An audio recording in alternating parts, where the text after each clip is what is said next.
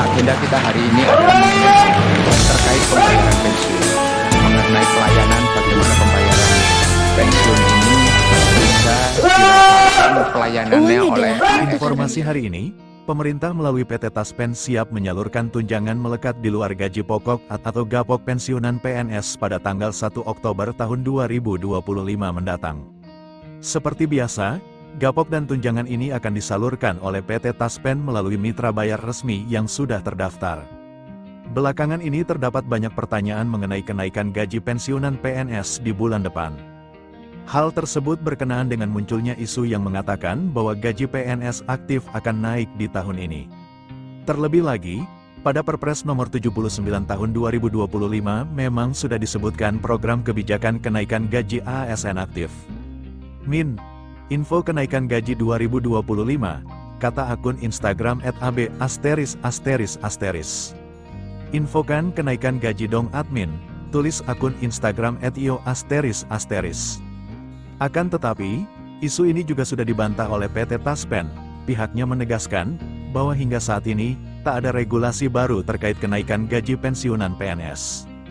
Adapun kenaikan terakhir hanya terjadi di tahun 2024 lalu, yakni naiknya gapok sebesar 12%. Sementara itu, tunjangannya masih ditetapkan dengan ketentuan dan jenis yang sama. Berikut rinciannya. 1. Tunjangan pangan atau tunjangan beras menjadi salah satu tunjangan yang diberikan baik saat masih aktif maupun setelah pensiun. Nominalnya disesuaikan dengan harga 10 kg beras atau setara Rp72.420 per jiwa per bulannya. Harga beras ini mengacu pada Peraturan Dirjen Perbendaharaan Nomor per 3, PB, 2015 dan tidak mengikuti harga beras nasional. Jumlah tunjangan pangan akan disesuaikan dengan banyaknya anggota keluarga yang tercantum dalam daftar gaji. 2. Tunjangan anak-anak dari pensiunan PNS berhak atas tunjangan sebesar 2% dari gaji pokok orang tuanya. Besaran tersebut berlaku untuk masing-masing anak. Bila anak sudah mencapai usia di atas 21 tahun, sudah menikah, atau sudah bekerja, maka tunjangan ini tidak akan berlaku lagi. Namun, jika anak sudah berusia 21-25 tahun dan masih bersekolah, kuliah, atau kursus, maka tunjangan anak akan diperpanjang. 3. Tunjangan suami, istri. Tunjangan ini diberikan untuk pasangan dari pensiunan PNS. Besarannya ditetapkan sebanyak 10% dari gaji pokok bulanan. Sebagai informasi, tunjangan anak dan tunjangan suami, istri ini adalah bagian dari tunjangan keluarga untuk para ASN dan pensiunnya.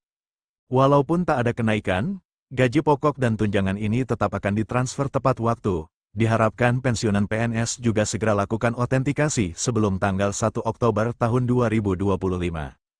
Sebagai bagian dari upaya pemerintah dalam memberikan jaminan kesejahteraan bagi aparatur sipil negara, perlindungan tidak hanya diberikan kepada PNS aktif dan pensiunan, tetapi juga kepada keluarga yang ditinggalkan.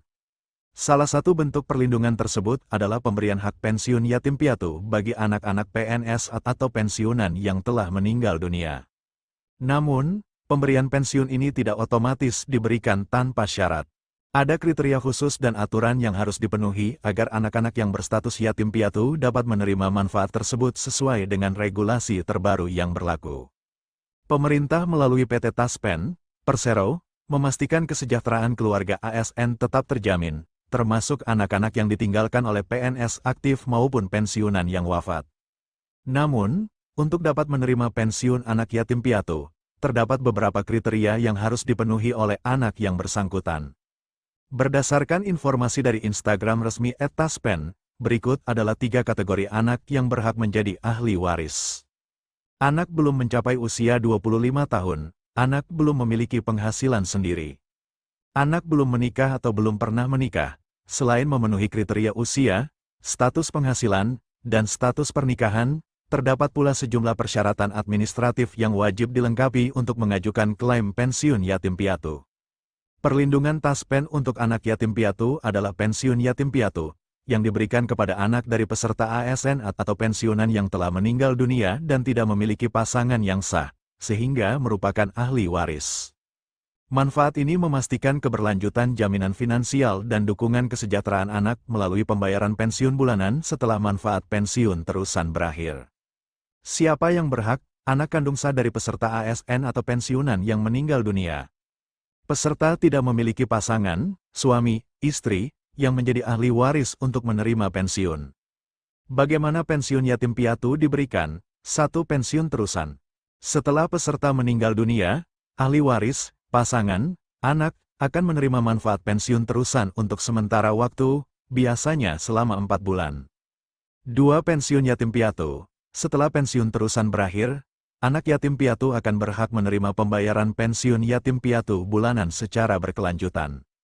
Apa saja dokumen yang dibutuhkan?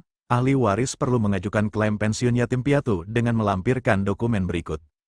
Mengisi formulir permintaan pembayaran, FPP, fotokopi surat keputusan pensiun, SK pensiun. Surat pengesahan tanda bukti diri, SPTB, yang disahkan oleh lurah, kepala desa. Surat keterangan belum bekerja atau belum menikah dari kelurahan, kepala desa. Lembar asli SKPP dari Pemda apabila ASN meninggal aktif. Salinan identitas KTP pemohon, salinan buku rekening pemohon. Bagi anak berusia di bawah 18 tahun dibutuhkan dokumen surat keterangan perwalian dengan ketentuan sebagai berikut. Apabila wali adalah ayah, ibu, kakak kandung maka surat pewalian cukup dari kepala desa atau lurah. Apabila yang menjadi wali selain ayah, ibu, kakak kandung penunjukan wali harus ditetapkan oleh pengadilan negeri atau pengadilan agama. Cara pengajuan, pergi ke kantor cabang Taspen terdekat, menghubungi call center Taspen untuk informasi lebih lanjut.